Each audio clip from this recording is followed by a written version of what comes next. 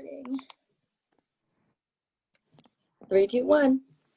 All right, welcome to our training, guys. So this is about all setting the table with the new recruit. Just like we set the table with the client, we're setting the table with the new recruit. In the beginning with a client and a QA, we always talk about the 3 things that may happen in this appointment, sometimes all 3. And that's excitement, value, partnership.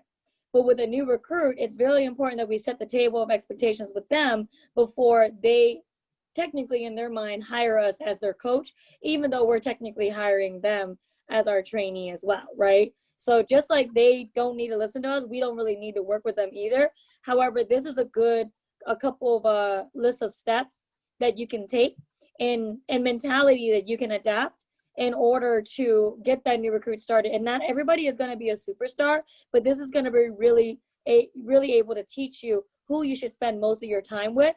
One of the things that Bruce Cox says, $1.4 million earner, says that the biggest thing and the biggest mistake you can make in your career here is spending your time with the wrong people.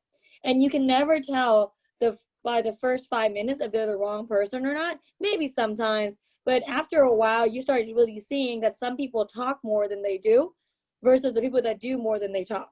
So number 1, what's the mentality behind all of this? How do you train a superstar recruit? Always, number 1, take personal responsibility. Take personal responsibility. That's not the new recruit I'm talking to. That's you guys. That's us as trainers. We have to take responsibility over our business. I was talking to our team who was on virtual office a couple of days ago when I went to California and I was there for my best friend's wedding. We went to a really nice Italian restaurant and the owner was there working in the middle of the pandemic, which was great, highly respectable. And I urged the couple to call the owner over and just interview him, not for them, but because I wanted to know, right? I wanted to hear. And the owner, out of just conversation, in the middle of the conversation said, yeah, actually, thank you so much for the compliments. We're opening up another restaurant in the next 2 months too. The groom said, oh, it's a really interesting time to open up a restaurant, don't you think? And the owner goes, guess what? He goes, well, you're right, but we already signed the lease. We still have to do it. Take responsibility for your business and treat your business like this is $1 million business. Each person that you recruit is another $1 million leg in under you. Forget about 100,000. They're another $1 million leg, right? We're spitting out $1 million earners like popcorn now, even faster than popcorn now. So that responsibility is going to be taken only by the leadership. If you're a leader, you take responsibility. You also want to spend time with the right people, like I already mentioned, but that's finding out who the right person is through making sure that you touch on first on your end communication, how they need to be coachable, and how they need to show up. If they're not communicating with you within a couple hours to a day, I don't know if that's the person you want to spend most of your time with. Keyword most of your time.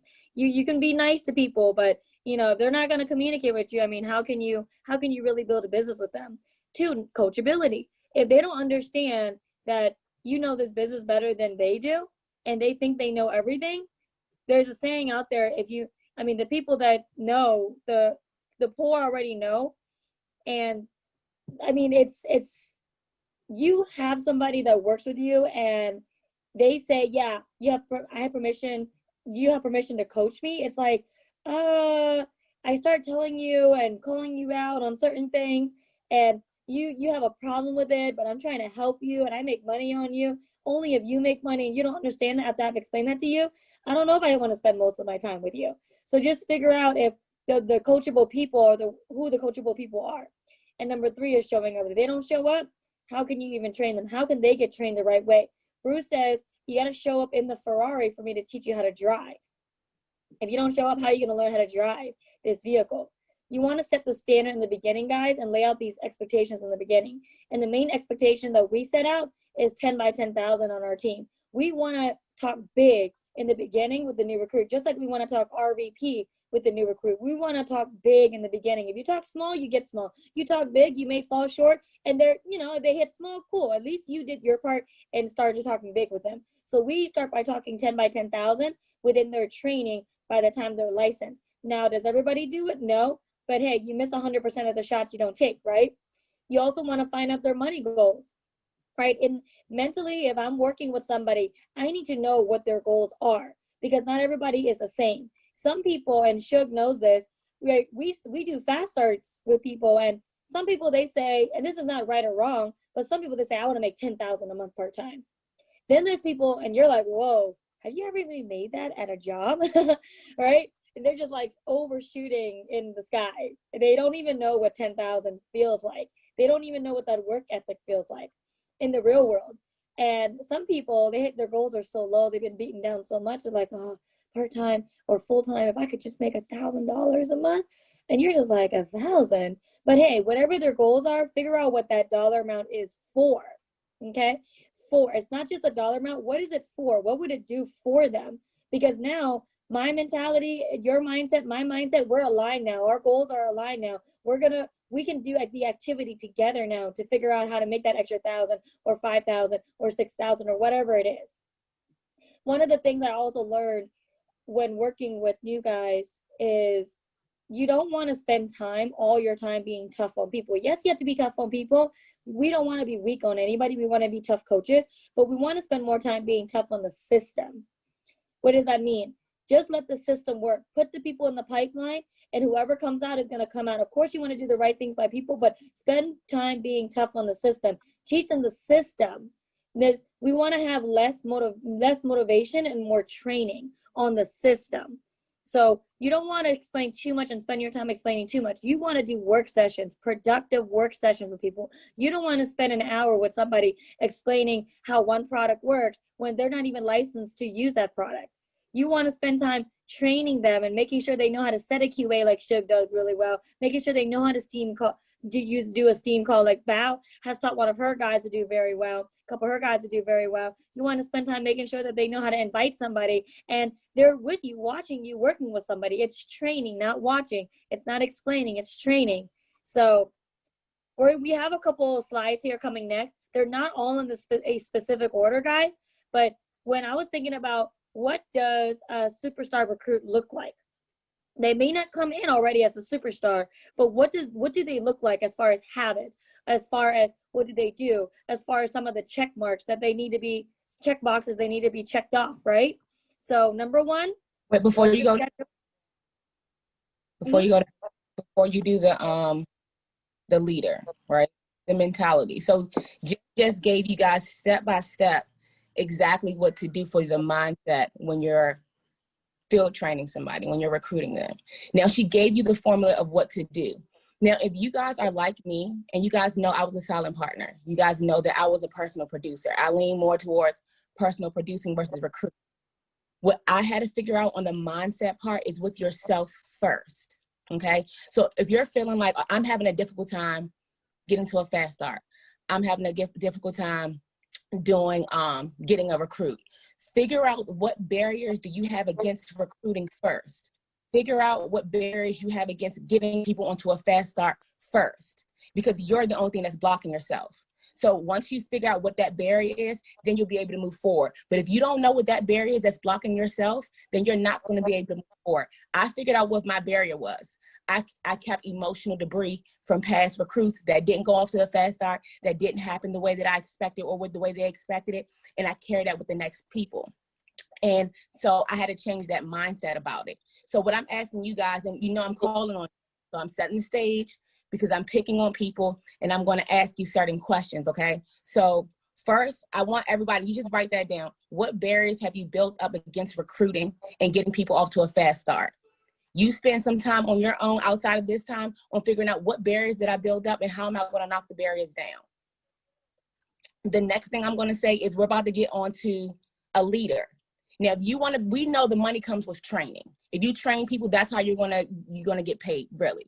Now, when you're thinking about being a leader, and I'm going to ask a few people this, what habits does successful leaders have? Like, what are the effective habits of a successful leader? Because Jen's going to go over it, and I don't want her to show it because I want to know, what are we doing? Like, what is in place now? So when you do see it, you can say, okay, I can add this, I can add this, and I can add this. Okay, so let me see. Alex. Unmute Alex. Damn it. I should. Alex. All right. Give me like three um, habits. Preparing your next day the night before. I guess just, taking action, just doing it, even when you're scared, practice is always better. Like when I first did appointments, I wasn't scared. I just did it because, I had to learn how to do the good appointments. And then just using your, upline, your leadership, always asking questions. Okay. Always asking questions. Do it anyway, even though you're fearful, and schedule your day beforehand. And leveraging your leadership. Yes. Amazing three, especially the first one. If you're not scheduling out your day before it's happening, then you're just going in your day. You're just letting things happen while it's going on. So, and I'm glad that Jen is literally typing it at the bottom in the chat. So please, those are top three. Now, Jen, now you can go over and tell everybody what do we have for the effective leader and what the schedule. I thought you were going to ask somebody what their schedule was. I was scared for a second for everyone. Wait. Hold on, wait. But now I will. Mama V, what's your schedule as a leader when you're getting someone off to a fast start? I'm unmuted now. Okay, get my new person off to a fast start. Yes. I automatically, the first thing I do when I come off the webinar, I let them know, look, we got 3 things we got to do. The 3 things is I got to sit down with you, and I do it through a Zoom. Once you get off, we got to get you set up for where we sit down and we go through a work session, of course, right? The orientation is done, work session. We got to do it fast. I can't have no days in between. We got to go ahead and make it fast. It's got to be the next day. If you got something you got to do the next day, then we got to figure out how we can get that in. Can we do it now? So I just make sure it's going real quick. That's what I do. And what's your schedule? My schedule for myself? Yeah. When you're in the mornings? Okay, my day, I already know before I go to bed at night what I got to do in the morning. I already know that. I'm making sure that I get up on virtual office. We do that every morning. I make sure that's planned, and what if things I got to do here in the house, because I take care of my husband, myself. I make sure that's already planned out before I get up in the morning. Everything is done. As far as me, my schedule is already planned the night before. That's the main thing. It's already scheduled. And do you have a set time, Mama V, when you plan your schedule? Yes, I do. Because, I get myself together, first of all, because my spirituality has to be done first. I do that. I do my spirituality, and then I make sure I take care of me, health-wise, spiritually, everything. And then I start with my business. Everything is there after. And I hone everything out from folks. And Mama V, who else on your team do you have doing that same planning your day before the day happens? Planning my day out. Actually, everybody has jobs right now. So it's like, I don't have anybody that's full-time like me. So basically, they just shooting everything to me. So I'm not, I don't have any full-timers yet. I have part-timers. So I don't have anybody really on track to do what I'm doing right now. Not yet.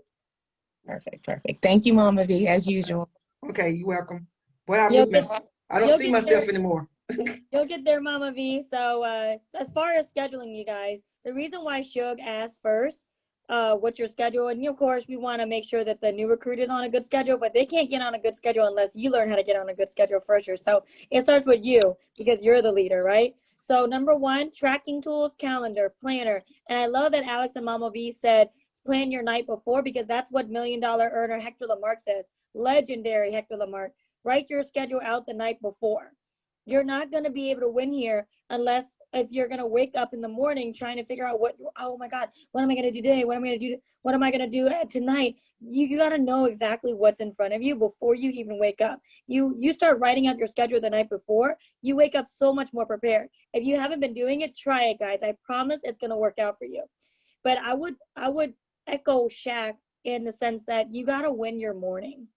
You got to win your morning. When you first wake up, your mind is the freshest. If you're not doing this, again, your team's not doing this. This is not just about, hey, let me fix the new recruit. No. We fix us as a new recruit first, because sometimes we got to start new again. So your planner has become your Bible, guys. I mean, if I were to stop screen sharing here and I showed you, somebody told me, maybe in training, but they probably didn't tell me personally, but everything in training I hear is personal. If I flip to a random page, you see how wrinkled this is right here? I mean, it's not like tore up because some of you guys actually have tore up planners, but I mean, this right here, this is a whole checklist. All of this, I don't even know what's on here. I mean, this is all home office stuff. Check, call this teammate, call this person, call this client. This is the whole day, what got crossed off, right? And you can't see the numbers right here, but there's all these numbers and what I do.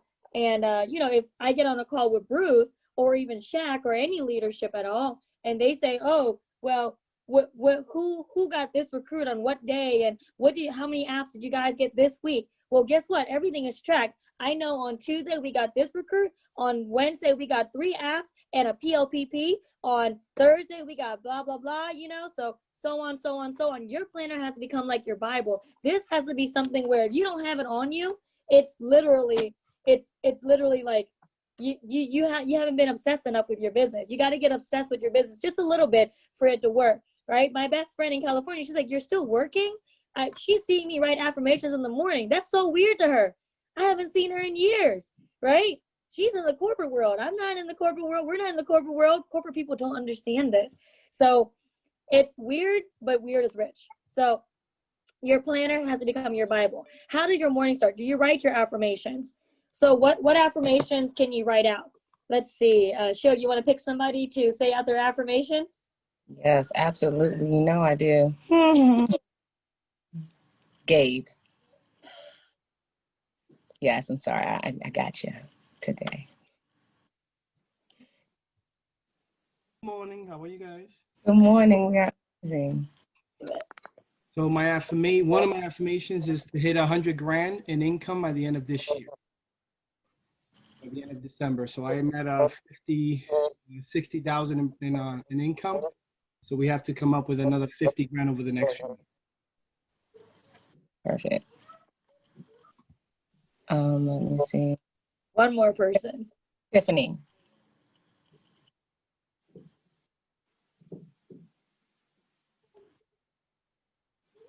Tiffany.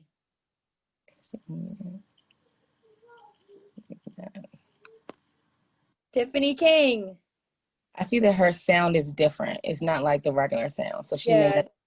She may not even hear you. Yeah. Let me see. Jenny. So one of my affirmation is to either put a daily life app in or to get a recruit either per day or every other day. Okay. One more person. Let's see. Sarah. Unmute yourself. Let's see. Sarah.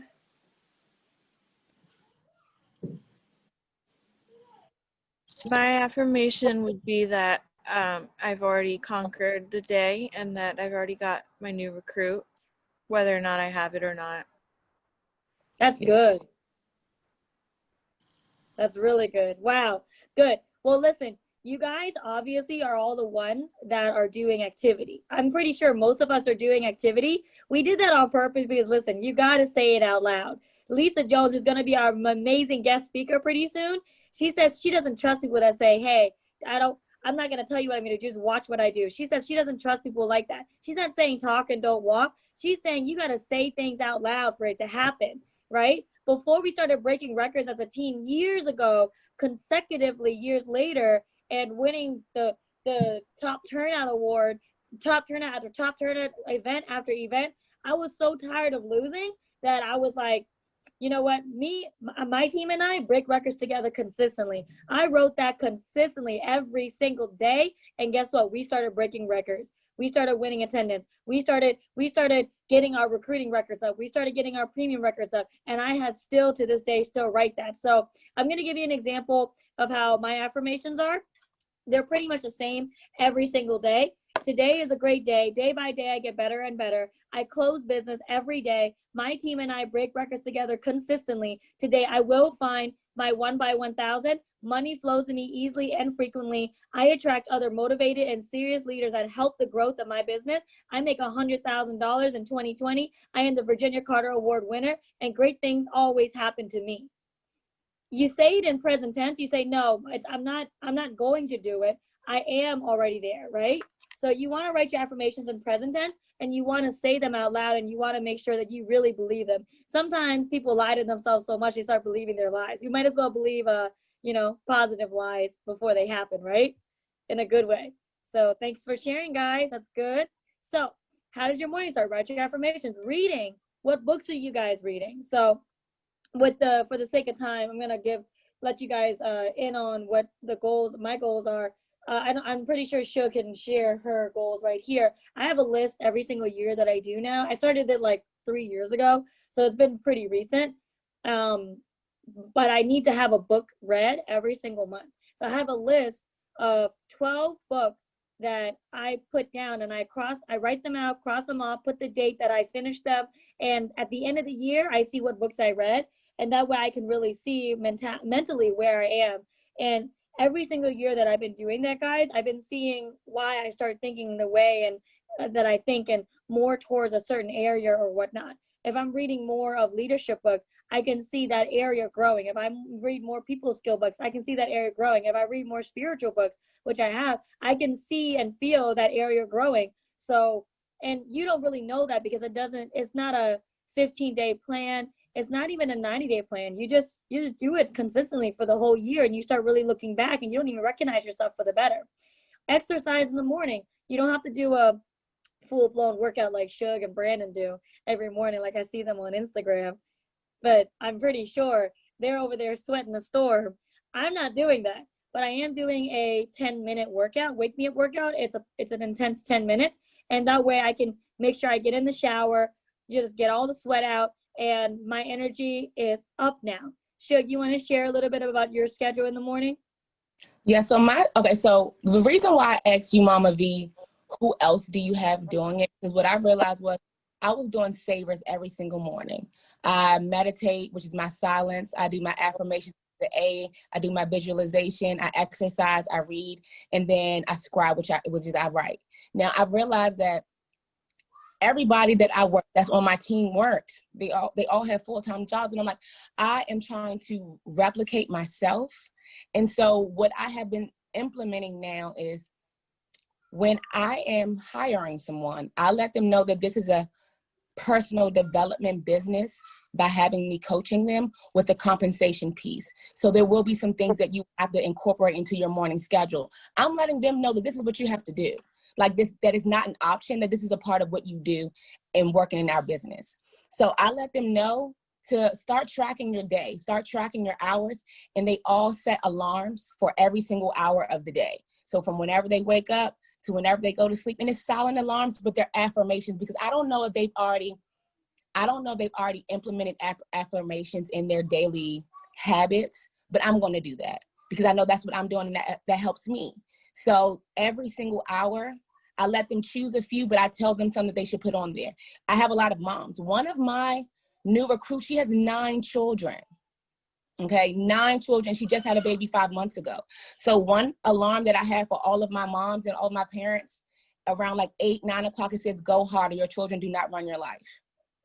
That's a reminder. We need to remind ourselves of those things. So Mama V, everybody who has part-time people, whatever you're doing as a leader, just start implementing small things.